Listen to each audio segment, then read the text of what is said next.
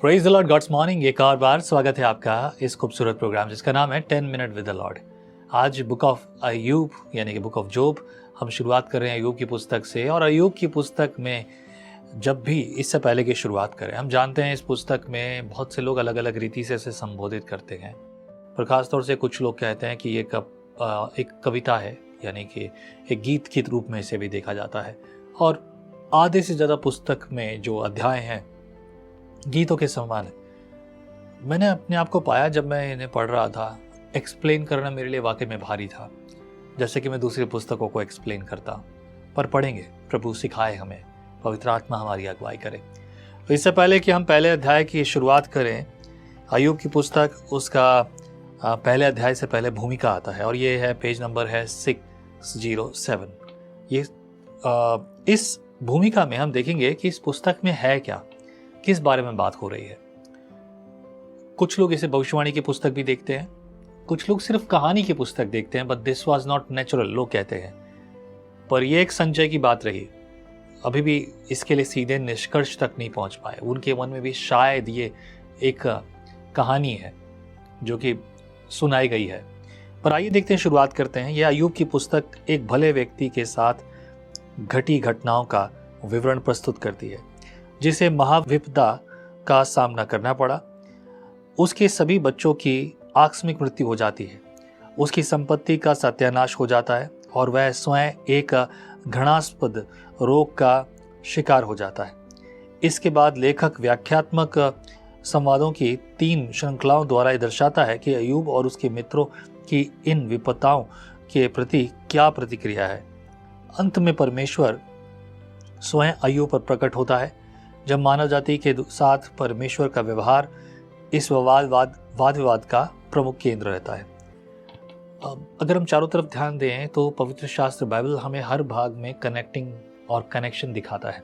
हर जगह जो बात यहाँ लिखी वो दूसरी पुस्तक में जरूर कुछ ना कुछ मिलेगा। You can find out this is what the Bible talks about.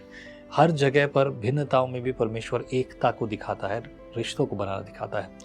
और यहाँ पर अय्यूब की जो सदस्यता है, एक अय्यूब का जो औधा है, पद है, इन सब के पीछे एक और चीज़ मायने रखती थी कि अय्यूब किस तरह का व्यक्ति है। लोग कैरेक्टर को देखकर और चीज़ों को देखकर उसी हिसाब से लोग अपने जो है लोगों को कैरेक्टर सर्टिफिकेट दिया करते थे, जैसा आज भी होता है। लेकिन अय्यूब एक ऐसा व्यक्ति था जिसके विरुद्ध में बोलने वाला कोई नहीं था, क्योंकि अय्यूब हर चीज़ में, हर बात में बेहतर उत्तम काम करता था। लेकिन सिर्फ एक यहाँ पर पूजा को लेकर कुछ और बात हो रही है। Will talk about it later, हम इसके बारे में आगे पढ़ेंगे। अय्यूब के मित्र उसके दुखों और पारंपरिक धार्मिक शैली में समझाते हैं। जैसा अय्यूब के मित्र मानते हैं कि चूंकि परमेश्वर सदा भलाई, अच्छाई और आशीष करता है और बुराई को दंडित करता है, इसलिए अय्यूब के दुखों का केवल यही अर्थ हो सकता है कि उसने पाप किया। परंतु अय्यूब के लिए यह बहुत ही सीधी सादी बात है। वह ऐसे कठोर दंड का पात्र नहीं है, क्योंकि वह बहुत ही भला और धर्मी व्यक्ति था। वह यह नहीं समझ पा रहा था कि कैसे परमेश्वर उस जैसे मनुष्य के साथ इतनी बुराई होने दे रहा है। इसलिए वह परमेश्वर को निधड़क चुनौती देता है। अय्यूब का विश्वास टूटता नहीं, परंतु वह परमेश्वर की दृष्टि में धर्मी ठहराने और भले मनुष्य के रूप में अपने को आदर पुनः प्राप्त करने के लिए ललायत रहता है। मतलब अय्यूब का नेचर हमें समझ में आ रहा है।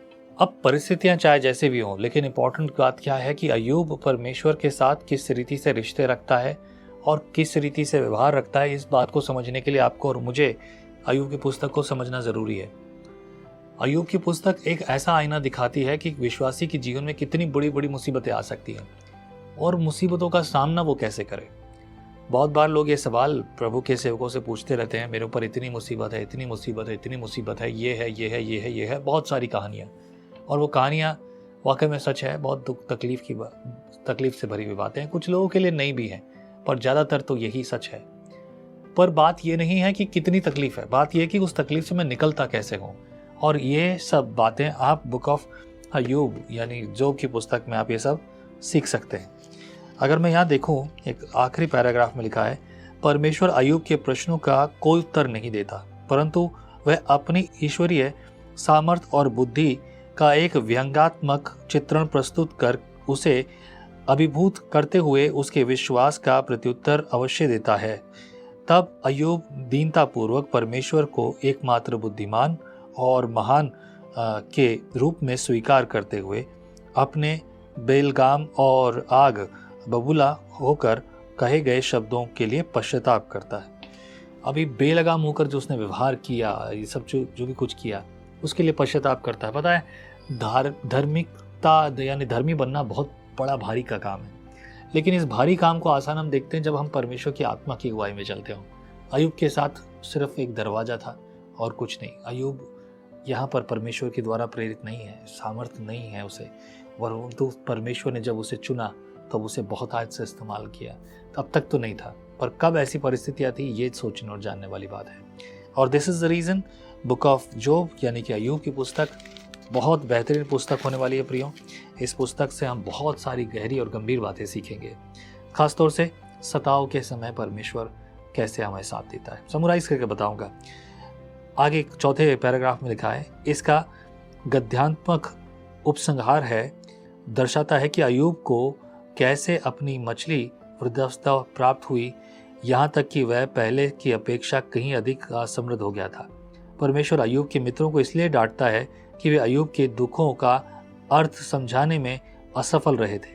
केवल अय्यूब ही इस बात को महसूस कर पाया था कि परमेश्वर उससे कहीं अधिक महान है, जैसा कि पारंपरिक धर्म परमेश्वर को चित्रित करता है। परमेश्वर की महानता पर तो कोई सवाल उठा नहीं सकता, पर अगर कोई उठाता है तो ये मतलब समझो कि प्रॉब्लम है उसी की मन की, उसके विचार। That is what we need to think about, सोचना होगा। Amen, glory to God. प्रभु की स्तुति हो कि हमारे लिए उद्धारकर्ता जन्मा। पृथ्वी पर भले ही आपने उद्धारकर्ता को ना देखा हो, लेकिन मेरे प्रिय उद्धारकर्ता आपसे रोज मिलता है और उसकी मिलने की एक समय सीमा निर्धारित है। कब, क्या, कैसे, कहाँ, ये बात सिर्फ वो जानता है। आमीन। तो प्रभु आपको आशीष करे। अगले सुबह हम पहले अध्याय से शुरुआत करेंगे, लेकिन आज की इस सुबह प्रार्थना के साथ धन्यवाद करेंगे। मेरे खुदा, मेरे परमेश्वर, तेरे लोगों पर दया कर, करुणा कर, कृपा कर, आशीषित कर, फलवंत कर, बलवंत कर। तेरी योजनाएं होती रहे। अपने हाथ को बढ़ा, तेरी महिमा सदैव हो। प्रभु मेरे परमेश्वर, एक एक को चुन ले और तेरी योजना में चला। धन्यवाद प्रभु यीशु मसीह नासरी के नाम से मांगता हूँ, आमीन। आमीन। Be blessed. Glory to God. प्रभु की स्तुति होती रहे। फिर मुलाकात होगी अगली सुबह। यीशु मसीह के नाम को महिमा देंगे इसी प्रोग्राम में। जय मसीह की। परमेश्वर का वचन जीवन देने वाली रोटी है। आओ हम इस जीवन देने वाली रोटी का और मजा लें विजनरी टीवी पर। हम हमेशा सोचते हैं कि शायद मैं भी बाइबल कॉलेज जाकर बाइबल को अच्छे से सीखता, और अब आपके लिए है visionary TV, deep Hindi Bible study के लिए।